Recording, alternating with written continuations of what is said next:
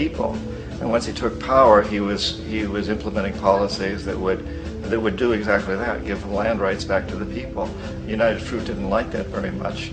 And so they hired a public relations firm, launched a huge campaign in the United States to convince the United States, the people, the citizens of the United States, and the press of the United States, and the Congress of the United States, that Arbenz was a Soviet puppet, and that if we allowed him to stay in power, the Soviets would have a foothold in this hemisphere. And that at that point in time was a huge fear on everybody's mind, the Red Terror, the Communist terror.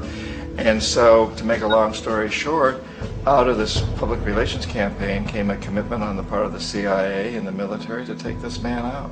And in fact, we did. We sent in planes, we sent in soldiers, we sent in jackals, we sent everything in to take him out, and did take him out. And as soon as he was removed from office, the new guy that took over after him basically reinstated everything to the big international corporations, including United Fruit.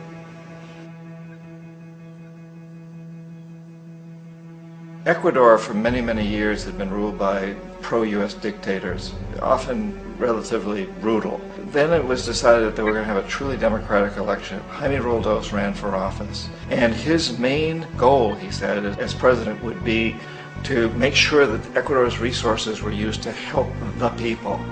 And he won, overwhelming, by more votes than anybody had ever won anything in Ecuador. And he began to implement these policies to make sure that the profits from oil went to help the people. Well, we didn't like that in the United States.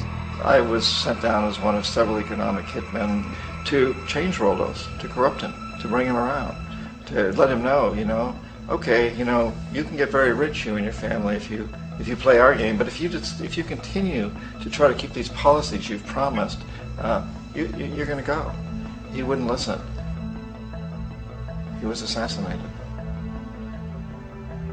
As soon as the plane crashed, the whole area was cordoned off.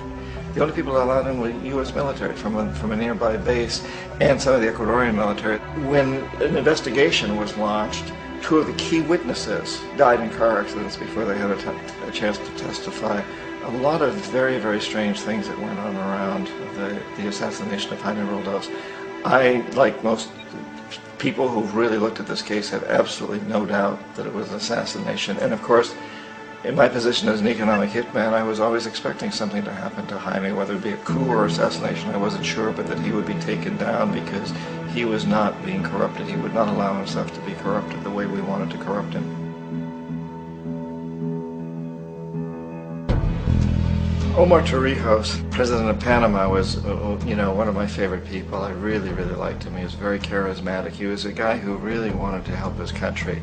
And when I tried to bribe him or corrupt him, he said, look, John, he called me Juanito. He said, look, Juanito, I don't need the money. What I really need is for my country to be treated fairly. I need for the United States to repay the debts that you owe my people for all the destruction you've done here. I need to be in a position where I can help other Latin American countries win their independence and be free of this terrible presence from the north that you people are exploiting us so badly. I need to have the Panama Canal back in the hands of the Panamanian people. That's what I want. And so, leave me alone. Don't try to bribe me. It was 1981, and in May, Jaime Roldos was assassinated. And Omar was very aware of this.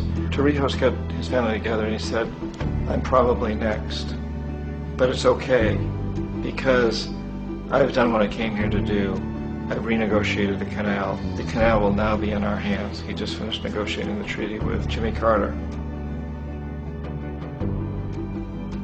In June of that same year, just a couple of months later, he also went down in an airplane crash, which there's no question was executed by CIA-sponsored jackals.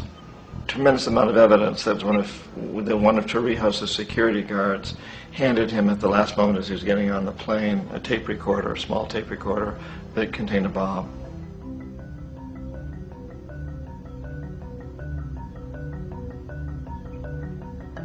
It is interesting to me how this system has continued pretty much the same way for years and years and years, except the economic hitmen have got better and better and better.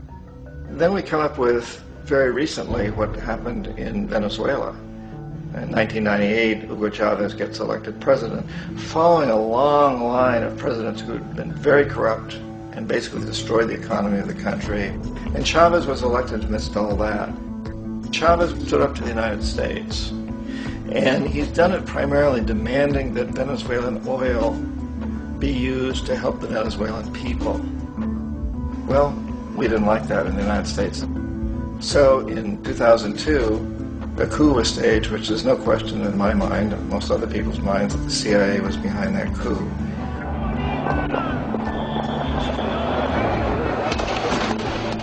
The way that that coup was fomented was very reflective of what Kermit Roosevelt had done in Iran, of paying people to go out into the streets to riot, to protest, to say this Chavez is very unpopular. You know, if you can get a few thousand people to do that, television can make it look like it's the whole country, and things start to mushroom. Except in the case of Chavez, he was smart enough, and the people were so strongly behind it that they overcame it, which was a phenomenal moment in the history of Latin America.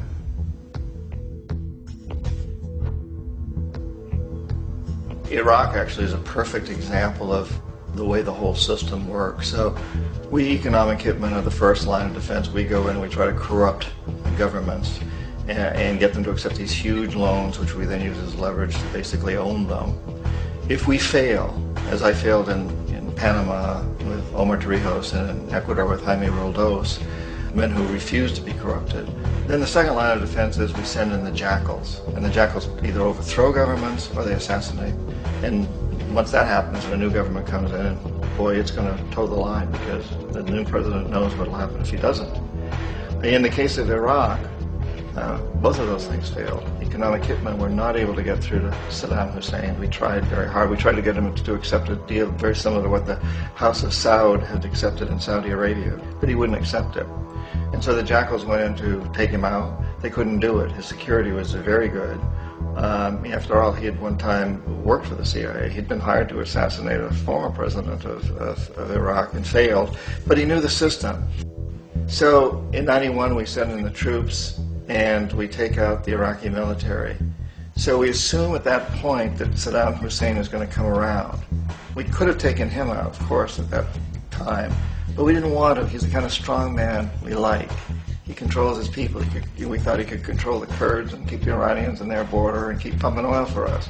And then once we took out his military, now he's going to come around. So the economic hitmen go back in the 90s without success. If they'd had success, he'd still be running the country. We'd be selling him all the fighter jets he wants and everything else he wants. But they couldn't. They didn't have success.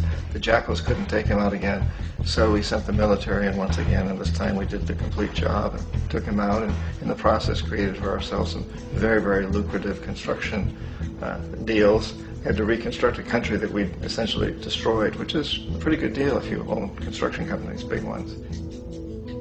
So, you know, Iraq shows the three stages. The economic hitmen failed there, the jackals failed there, and as a final measure, the military goes in.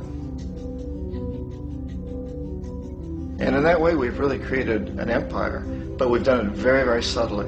It's clandestine. All the empires of the past were built on the military, and everybody knew they were building them. So the British knew they were building them, the French, the Germans, the Romans, the Greeks. And they were proud of it, and they always had some excuse, like spreading civilization, spreading some religion, something like that. But they knew they were doing it. We don't. The majority of the people in the United States have no idea that we're living off the benefits of a clandestine empire, that today there's more slavery in the world than ever before.